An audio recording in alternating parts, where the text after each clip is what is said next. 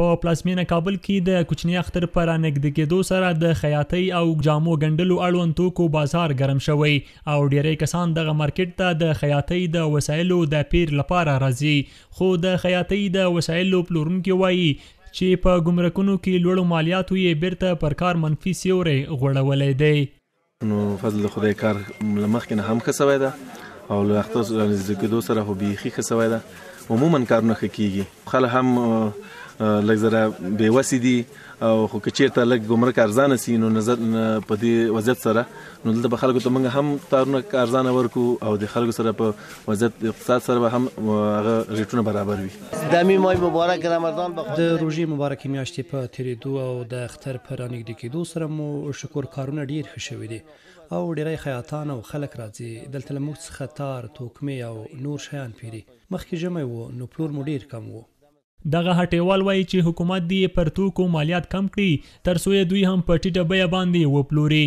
د دوی په خبره چې اوس مهال د خلکو اقتصادي وضعیت ښه نه دی او نشي کولی په لوړه بیه له دوی دغه توکي وپیري. پر دوکانونو مو مالیات لوړ شوي او نږدې کارونه مو کمزوري شوي دي او د خلکو اقتصادي وضعیت هم خراب دی.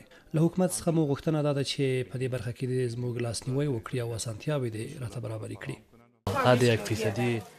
د اختر پر رسیدو سره تر یو بریده مو کارونه ښه شوي دي او خلک راځي خو د خلکو کارونه نشته او په اندېښنه کې دي. ډېر زړه نه ښه کوي او توان هم نه لري چې د ځان لپاره جامې وګنډي. کله چې خیاط ته خلک ور نشي نو معلومه خبره ده چې په دې صورت کې زموږ کارونه هم کمزوري کیږي. دغه راز په کابل ښار کې د خیاطانو ټولنه هم وایي که څه هم د اختر په رانږدې کېدو سره یې کارونه ښه شوي خو ګټه وټه د پخوا په پرتله کمه شوې ده. د خیاطانو په خبره د ښاروالۍ له لوري دوی ته ورکړل شوې نرخپاڼه باندې دوی خپل مصارف هم نشي پوره کولی. نو 2.5 د ښاروالي د داسې فکر وکړو چې په هغه وخت کې دغه بوجۍ په 1000 په 1100 وه، د جوړه په 3.5 ګڼل کېده خو مغه مناسب ریټ وکړه نه و. نو اوس خو صحیح ده دا یې د وړی په 1000 روپۍ کو ور دې په هغه په موږ به جوړم په 2.5 کو یا به په 1.5 روپۍ کو. نو داسې خو نه کېږي چې وروره د زه وروره د دوکان کرایه نشم پیدا کولی نو وروره به هلته په ما مصرف وي د کرایه د دوکان به وي. دا اوس هم د جایداد والا د کرایې والا د مارکیټ والا موږ قرضداره یو. په همدې حال کې بیا کابل ښاریان وایي اوس مهال په ټول هیواد کې د خلکو اقتصادي وضعیت خراب دی او ښاروالي باید خپل نرخونه کنټرول کړي. خلک وضع خرابه ده. مخکې خلک کالي 2 زره ګڼل 3 زره ګڼله اوس خلک عادي کالي په 200 ګڼلی نه شي. اوس قیمتي ده د کم قیمته ده خلک اقتصادي مشکل ډېر خلک لري. ولا نو چې ښاروالۍ چې څه نرخنامه ورکړه باید هغه نه د سرغړونه ونه کړي او خلک غریب دي، کاروبار سره نشته، دونه کاروبار نشته چې خلک خپل د تاوان وس نه زیات وګڼي. اول شخصا ما خپل ځان ته کالي نه دي ګڼلي. د کابل ښاروالۍ مسؤلین بیا وایي چې دوی په ټولو برخو کې نرخپاڼې د کاروباریانو د ګټې ترڅنګ بازار ته په کتو سره ویشلي او د دوی له لوري جدي څېړنه روانه ده.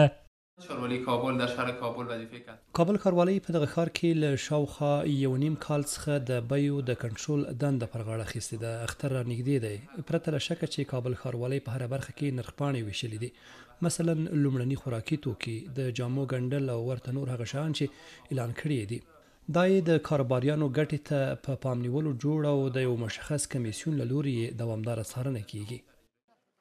بلخوا مالیې وزارت وایي تازه د اسلامي امارت د مشرتابه په لارښوونې د 226 کلمه وارداتي توکو چې د لاسي صنایعو اړوند توکي هم پکې شامل دي له 50 تر 80 سلنې په ګمرکي قیمت او محصول کې تخفیف په پام کې نیول شوی چې موخه په سوداګرۍ کې اسانتیا، په بازارونو کې د توکو د بیې کنټرول او یادو توکو ته په اسانۍ سره د خلکو لاسرسی دی.